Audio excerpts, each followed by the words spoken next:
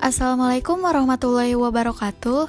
Kami dari kelompok 5 ingin memaparkan sebuah presentasi tentang proses industri natrium klorida untuk memenuhi tugas kelompok mata kuliah proses industri kimia. Sebelum masuk materi, saya akan memperkenalkan anggota kelompok 5 yang beranggotakan 4 orang. Yang pertama, Evina Lukita, Yunita Fibriani, Tiga Nurfarida, dan yang terakhir ada Yofi Ferdiansyah. Di sini kami akan membahas tentang 5 hal. Yang pertama ada metode pembuatan, 2 diagram alir kualitatif, 3 proyeksi kapasitas produksi, 4 keamanan bahan NaCl, dan yang terakhir ada fungsi NaCl. Baik, saya akan menjelaskan beberapa metode yang dapat digunakan untuk pembuatan NaCl atau garam. Yang pertama ada proses sedimentation microfiltration, yang kedua proses rock salt mining, yang ketiga proses multiple effect evaporator, yang keempat proses open pan, yang kelima proses solar evaporator, dan yang keenam merupakan proses daun. Baik, kita jelaskan. Yang pertama adalah proses sedimentation microfiltration. Pada proses ini mereaksikan garam rakyat dengan natrium karbonat dan natrium hidroksida sehingga timbul endapan CaCO3 dan MgOH2. Proses ini dilakukan menggunakan atau tanpa adanya flokulan agar mendapatkan rasio kalium atau magnesium secara optimum, di mana flokulan merupakan bahan yang digunakan pada proses flokulasi, sehingga flokulasi merupakan proses pengendapan partikel. Apabila rasio kalium atau magnesium terlalu besar ataupun terlalu kecil, akan mengakibatkan pengendapan impuritas tidak berlangsung dengan baik. Penambahan flokulan cukup mempengaruhi penurunan kadar Ca2+, dan relatif sedikit mempengaruhi penurunan kadar Mg2+. Pembuatan garam dilakukan dengan menggunakan metode pengendapan dan evaporasi dengan pelarut NaOH dan gas. Dan proses yang kedua yang bisa digunakan adalah proses rock salt mining, di mana setelah penambangan batuan garam kemudian dihancurkan dan dengan penghancur yang disebut sebagai crusher, dan kemudian dihancurkan lagi hingga mendapatkan kualitas akhir sesuai dengan ukuran yang diinginkan. Beberapa peralatan yang umum digunakan dalam penambangan garam ini adalah beberapa buah penghalus atau grinder dan screen dengan berbagai ukuran. Penggunaan garam dengan kualitas rendah mempunyai harga jual yang rendah pula, akan tetapi masih diperlukan pada dunia industri. Bisa kita lihat bahwa banyak industri pada saat ini yang masih menggunakan proses rock salt mining. Kemurnian garam industri yang didapatkan pada proses ini yaitu berkisar antara 98,5% sampai dengan 99,4%. Selanjutnya proses yang dapat digunakan adalah proses multiple effect evaporator. Pada proses ini biasanya digunakan saturat brine atau leburan garam jenuh alami yang terkandung di dalam tanah atau danau. Saturat brine dapat juga diperoleh dari hasil samping produksi natrium karbonat dengan proses solvay. Pertama-tama saturat brine dari air dalam tanah dengan kadar H2S yang terlarut dalam garam, kandungan NaCl maksimum sebesar 0,015%. Perlakuan pendahuluan dari bahan baku brine adalah dengan aerasi untuk menghilangkan kandungan hidrogen sulfida. Penambahan sedikit klorin dimaksudkan untuk mempercepat penghilangan H2S dalam brine, sehingga brine setelah proses aerasi kemudian diumpankan dalam tangki pengendapan untuk mengendapkan lumpur atau solid yang tidak diinginkan. Pengendapan tersebut dibantu dengan penambahan campuran kaustik soda, kaustik ASH, dan brine sehingga didapatkan larutan garam. Setelah proses pengendapan tersebut, kemudian larutan garam dipekatkan pada evaporator multi-efek. Dan larutan garam pekat tersebut kemudian dicuci dengan brine untuk memurnikan garam. Sehingga larutan garam kemudian difiltrasi pada filter untuk proses pemisahan garam dan larutan brine. Garam terpisah kemudian ditambahkan kalium iodat untuk penambahan kandungan yodium pada garam sehingga dihasilkan sodium klorida. Sodium klorida kemudian dikeringkan pada dryer dan kemudian disaring untuk mendapatkan ukuran yang seragam. Selanjutnya, sodium klorida kemudian siap dikemas dan dipasarkan. Yield yang dihasilkan pada proses ini adalah 99,8%. Dan proses keempat yang bisa digunakan untuk pembuatan NaCl atau garam yaitu proses open pan. Pembuatan garam dengan proses open pan ini menggunakan bahan baku brine yang berasal dari proses pemanasan air laut. Proses ini disebut juga proses grinder, di mana air laut dijenuhkan dengan cara memanaskan pada heater pada suhu 230 derajat Fahrenheit atau sekitar 110 derajat Celcius. Larutan brine panas kemudian diumpankan pada graveler yang berfungsi untuk memisahkan kalsium sulfat pada larutan brine. Sehingga larutan brine kemudian didinginkan pada flasher dengan suhu yang dijaga agar garam masih dalam kondisi larut dalam air. Larutan brine dingin kemudian diumpankan ke open pan yang berfungsi untuk menguapkan air dengan suhu operasi sekitar 205 derajat Fahrenheit atau sekitar 96 derajat Celcius sehingga dihasilkan kristal garam yang kemudian dipisahkan dari mother liquor pada centrifuge. Mother liquor kemudian di-recycle kembali pada open pan, sedangkan kristal garam yang terpisah tersebut kemudian ditambahkan kalium iodat untuk penambahan kandungan yodium pada garam sehingga dihasilkan sodium klorida. Sodium klorida tersebut kemudian dikeringkan pada dryer dan kemudian disaring untuk mendapatkan ukuran yang seragam. Sodium klorida kemudian siap dikemas dan dipasarkan. Yield yang dihasilkan pada proses ini adalah 99,9%.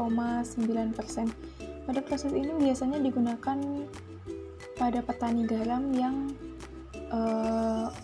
tempat tinggalnya berada di pesisir pantai. Dan proses kelima yang selanjutnya yang dapat digunakan untuk pembuatan NaCl adalah proses solar evaporator. Proses ini merupakan proses paling tradisional dibandingkan dengan proses-proses yang lain. Garam dengan proses penguapan air laut dengan tenaga surya ini sangat bergantung pada kondisi iklim pada daerah yang diaplikasikan serta bergantung pada luas areanya. Dengan kondisi air laut yang rata-rata mengandung padatan sekitar 3,7%, setelah melewati proses kristalisasi hanya mampu menghasilkan garam dengan kemurnian sekitar 75%. Kemudian proses selanjutnya bisa dilakukan proses penghancuran, pencucian, pengeringan, dan klasifikasi. Kadar garam yang dihasilkan dapat dinaikkan sampai dengan 95%. Dan yang terakhir merupakan proses down di mana pembuatan unsur dan senyawa natrium dapat dilakukan dengan proses elektrolisis lelehan NaCl. Air asin yang mengandung NaCl diuapkan sampai kering, kemudian padatan yang terbentuk dihancurkan dan dilelehkan. Sedangkan untuk mengurangi biaya pemanasan, NaCl dengan titik lebur 801 derajat Celcius dicampur dengan 1 bagian CaCl2 untuk menurunkan suhu lebur hingga mencapai 580 derajat Celcius. Pada elektrolisis dalam proses down, potensial reduksi ion Ca2+ lebih negatif daripada ion Na+, sehingga hanya terjadi reduksi ion Na+ saja. Nah, saya akan menjelaskan mengenai diagram alur proses pembuatan garam industri atau NaCl dengan metode sedimentation microfiltration. Nah, bahan yang digunakan di sini adalah ada air laut, tawas atau aluminium sulfat, dan NaOH 48%. Nah, pertama, air laut akan dipompa untuk memasuki tahap desionisasi. Tahap desionisasi ini terjadi di dalam alat yang bernama settling lagoon. Pada tahap desionisasi terjadi proses pengendapan impurities atau zat-zat pengotor yang berbentuk solid yang nantinya akan mengendap. Nah, proses pengendapan ini kami menggunakan bantuan tawas atau aluminium sulfat yang akan berperan sebagai flokulan agar terjadi proses desionisasi dan mempercepat proses pengendapan. Kemudian setelah memasuki proses desionisasi, air laut akan dialirkan ke tahap selanjutnya, yaitu sedimentasi. Nah, sedimentasi ini terjadi di dalam reaktor yang reaktornya ini tipe CSTR dengan tekanan operasi 1 atmosfer dan suhu operasi 32 derajat Celcius. Proses yang terjadi di dalam proses sedimentasi ini adalah bertujuan untuk mereaksikan komponen-komponen dalam air laut dengan natrium hidroksida 48% agar komponen itu komponen aqueous yang terdapat di dalam air laut ini akan berubah menjadi padatan solid agar nantinya lebih mudah untuk dipisahkan. Pada output dari sedimentasi ini adalah merupakan produk hasil reaksi dan sisa reakan yang tidak bereaksi. Nah, kemudian produk hasil reaksi sedimentasi ini beserta sisa reaktannya itu akan dialirkan menuju tahap selanjutnya, yaitu penjernihan. Nah, penjernihan ini terjadi di dalam clarifier yang bekerja pada kondisi operasi 30 derajat Celcius dan tekanan operasi 1 atmosfer. Fungsi dari clarifier ini sendiri adalah untuk memisahkan liquid dan padatan. Jadi nanti liquidnya padatannya itu dia akan mengendap, sedangkan liquid dia akan mengalami overflow sehingga dia akan terpisah dari padatannya. Kemudian ternyata air yang keluar dari clarifier ini masih mengandung impurities yang ukurannya itu sangat kecil. Nah, maka dari itu kita harus menghilangkan sisa-sisa impurities yang terdapat dalam air laut ini dengan proses filtrasi. Nah, proses filtrasi ini terjadi di dalam microfilter. Dengan filter yang digunakan ini ukurannya itu sebesar 0,5 mikrometer. Fungsi dari filtrasi sendiri seperti yang saya katakan tadi untuk menyaring impurities yang sangat kecil. Nah, kemudian pada tahap filtrasi ini kita akan mendapatkan padatan dan filtrat. Nah, padatan itu akan tersaring di atas mikrofilter, sedangkan filtrat dia akan dialirkan menuju proses pemasakan atau proses evaporasi untuk membentuk kristal sodium klorida atau NaCl. Nah, kemudian tahap selanjutnya itu adalah evaporasi. Evaporasi ini dalam tahap ini terjadi proses pengurangan kadar air dalam air laut, yaitu dengan cara menguapkan H2O atau air dengan menggunakan evaporator. Nah, di dalam evaporator ini dia akan memekatkan larutan garam tadi menjadi konsentrasi dengan konsentrasi yang jauh lebih pekat dari sebelumnya. Kemudian hasil larutan garam yang lebih pekat ini akan keluar dari evaporator untuk kemudian menuju proses kristalisasi. Proses kristalisasi ini terjadi di dalam crystallizer. Dalam proses kristalisasi ini ada dua proses yaitu pendinginan dan penambahan inti garam atau NaCl. Nah, penambahan inti garam dan air dan pendinginan ini adalah untuk mempercepat proses kristalisasi itu sendiri gitu. Kristalisasi itu sendiri bekerja pada suhu operasi 32 derajat Celcius dan tekanan 1 atmosfer. Dari tahap kristalisasi ini kita akan memperoleh campuran NaCl basah dan mother liquor. Apa itu mother liquor? Mother liquor itu dia adalah sisa zat cair yang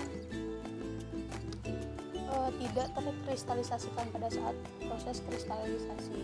Nah, itu disebut mother liquor. Nah, mother liquor dan campuran NaCl basah tadi akan dialirkan ke proses selanjutnya, yaitu sentrifugasi. Nah, pada proses sentrifugasi ini bertujuan untuk memisahkan kristal-kristal garam basah tadi dengan mother liquornya. Mother liquor akan dialirkan menuju unit pengolahan limbah, sedangkan kristal NaCl basah tadi itu akan masuk proses pengeringan, yaitu tahap selanjutnya. Nah, tahap selanjutnya pengeringan ini terjadi di dalam rotary dryer. Dalam proses pengeringan ini kami digunakan bantuan berupa udara panas sebagai dryer dengan yang memiliki suhu 40 derajat Celcius. Kondisi operasi di dalam rotary dryer ini adalah bekerja pada suhu operasi 40 derajat Celcius dengan tekanan operasi 1 atmosfer. Ada dua output pada proses pengeringan ini, yaitu ada pemisahan serta penghancuran. Nah, untuk pemisahan ini nanti ketika ada solid yang ikut terbawa oleh udara panas, maka dia akan dipisahkan di dalam proses pemisahan. Nah, proses pemisahan ini terjadi di dalam alat yang dinamakan siklon. Sedangkan produk kristal kering itu dia akan dilanjutkan ke tahap selanjutnya, yaitu penghancuran. Nah, kristal kering itu akan memasuki tahap selanjutnya, yaitu penghancuran. Nah, dalam tahap penghancuran ini dia terjadi di dalam alat yang bernama ball mill. Nah, fungsi dari tahap penghancuran ini adalah tentu saja untuk menghancurkan kristal-kristal tersebut agar bentuknya ini jauh lebih kecil dan halus. Setelah kristal kering tadi bentuknya sudah halus, maka kita alirkan kristal tadi, kita bawa untuk ke dalam proses selanjutnya, yaitu proses penyaringan. Nah, proses penyaringan ini terjadi di dalam screener dengan ukuran 100 mesh. Kristal ini akan ketika di dalam screener, kristal yang lolos uji screener dia akan dilanjutkan ke dalam silo penyimpanan produk. Tapi jika ada kristal yang dia tidak lolos screener, maka dia akan dikembalikan ke dalam mill ball untuk melakukan penghancuran ulang, yang nantinya akan dikirim lagi ke dalam penyaringan untuk disaring lagi. Gitu. Nah, yang lolos screener tadi dia akan berubah langsung masuk ke dalam silo yang nantinya ini sudah siap untuk dilakukan packaging dan dilakukan pemasaran seperti itu. Saya akan menjelaskan mengenai proyeksi kapasitas produksi natrium klorida pada tahun 2025. Untuk menghitung proyeksi kapasitas produksi ada beberapa data yang dibutuhkan, yaitu ada data ekspor natrium klorida, data impor natrium klorida, kemudian data produksi dalam negeri natrium klorida, dan data konsumsi natrium klorida dalam negeri, serta data-data mengenai bahan baku yang digunakan, yaitu pabrik penghasil natrium hidroksida di Indonesia, kemudian ada air laut, serta pabrik penghasil aluminium sulfat di Indonesia. Setelah data-data ini didapatkan, kemudian data-data seperti ekspor, impor, kemudian data produksi, serta data konsumsi natrium ini kami plot dalam grafik untuk mendapatkan persamaan yang nantinya akan digunakan dalam proses perhitungan. Setelah persamaan tersebut dapat, maka kita dapat melakukan proses perhitungan sebagai berikut. Diperoleh untuk impor itu sebesar 3.290.178 ton. Kemudian untuk ekspor diperoleh 347.061 ton.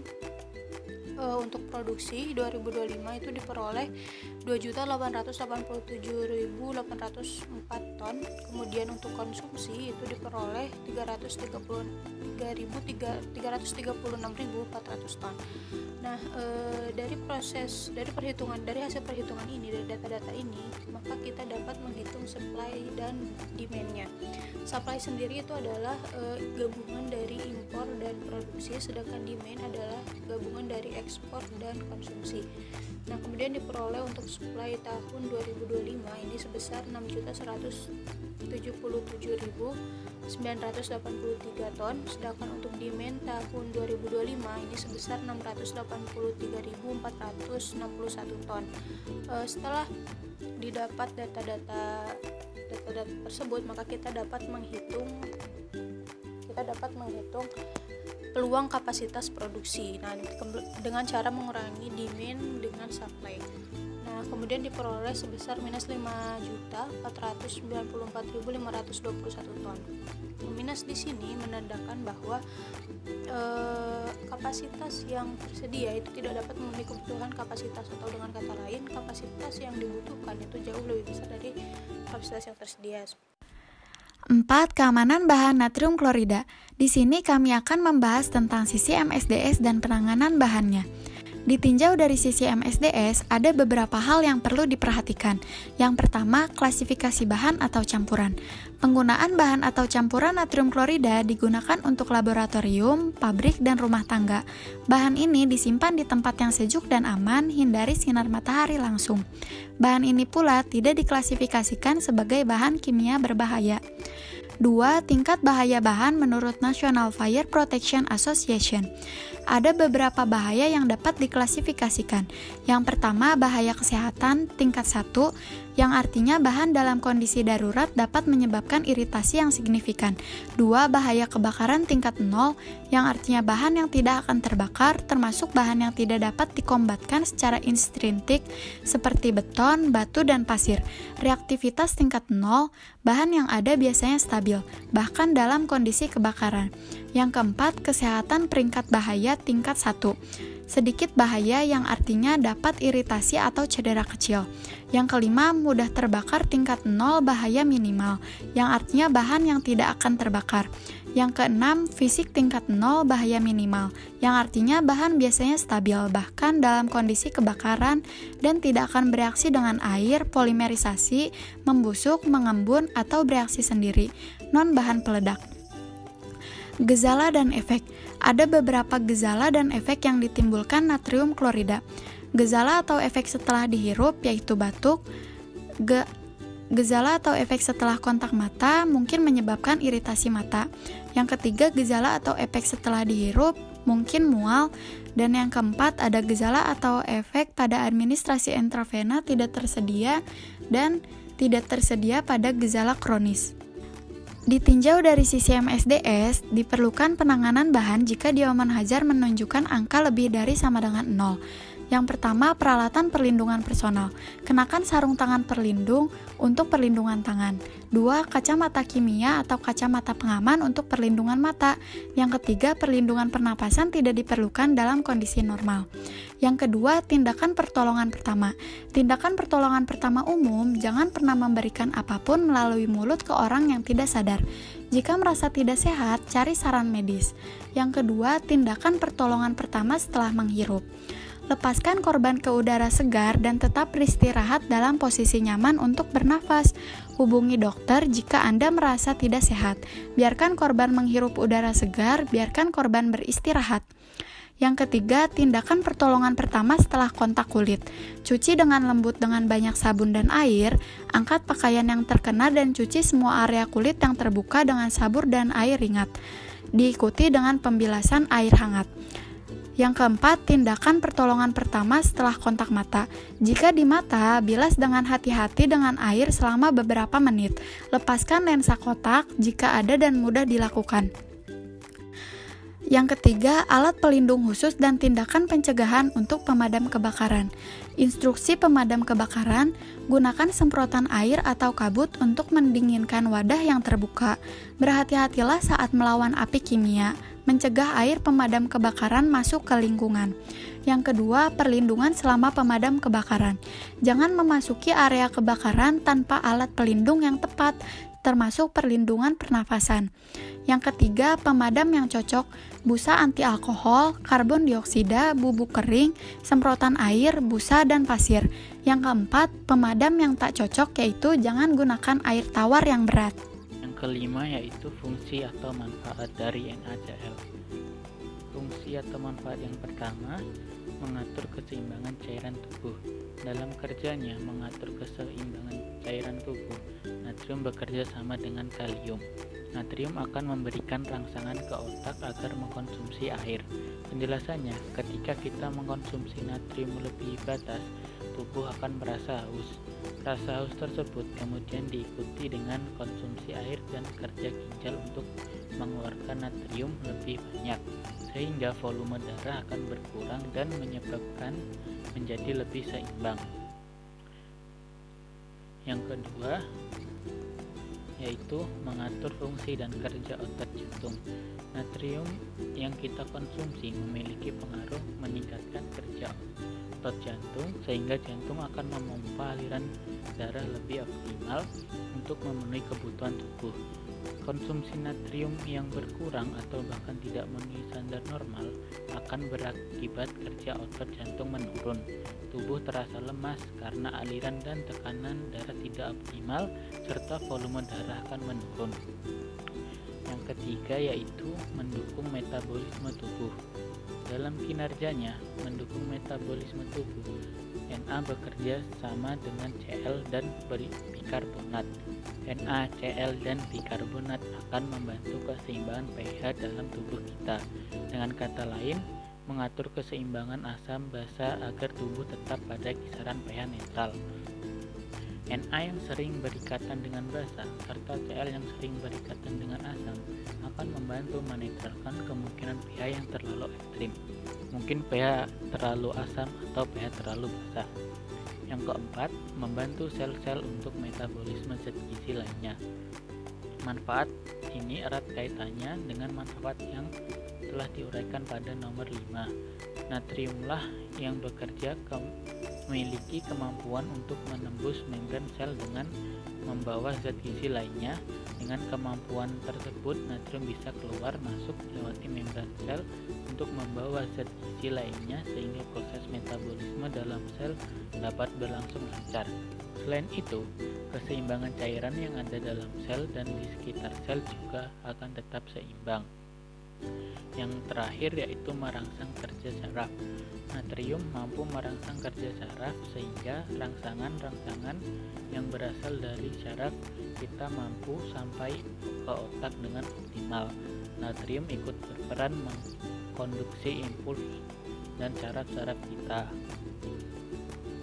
Selanjutnya yaitu kesimpulan dari semua yang telah kita bahas sebelumnya.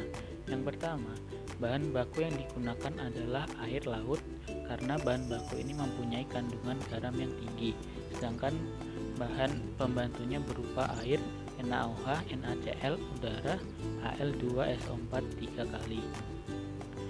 Yang kedua, pembuatan garam industri ini melalui beberapa proses, yaitu proses treatment untuk mengurangi impurities bahan agar siap diproses, proses pemasakan yang yaitu terdiri dari evaporasi, kristalisasi, dan pengeringan, proses pengolahan untuk selanjutnya proses pengolahan produk yaitu pembentukan ukuran sesuai dengan yang ditetapkan. Yang ketiga yaitu proses garam. Produksi garam aneka pangan dapat dilakukan menggunakan bahan baku larutan brine, sisa produk garam farmasi, dan bahan baku garam dengan NaCl berkualitas tinggi lebih dari 94% serta kandungan Ca dan Mg kurang dari 3000 ppm, serta dilakukan proses rekristalisasi secara sistem batch dengan maksimum penguapan 33%. Yang keempat yaitu penggunaan larutan brine sebagai sumber bahan baku produksi garam aneka pangan adalah menguntungkan karena akan dihasilkan produk yang lebih baik kualitasnya dan dibuat secara terintegrasi dalam suatu unit produksi garam farmasi dan aneka pangan. Yang terakhir yaitu proyeksi kapasitas sebesar minus 5.494.521,9 ton. Hal ini menunjukkan bahwa kapasitas yang tersedia tidak dapat memenuhi kebutuhan kapasitas, atau dengan kata lain kapasitas yang dibutuhkan jauh lebih besar dari kapasitas tersedia. Mungkin itu saja presentasi yang bisa kami sampaikan. Mohon maaf apabila ada kesalahan dan kekurangan yang kami perbuat. Dan terima kasih atas perhatiannya. Wassalamualaikum warahmatullahi wabarakatuh.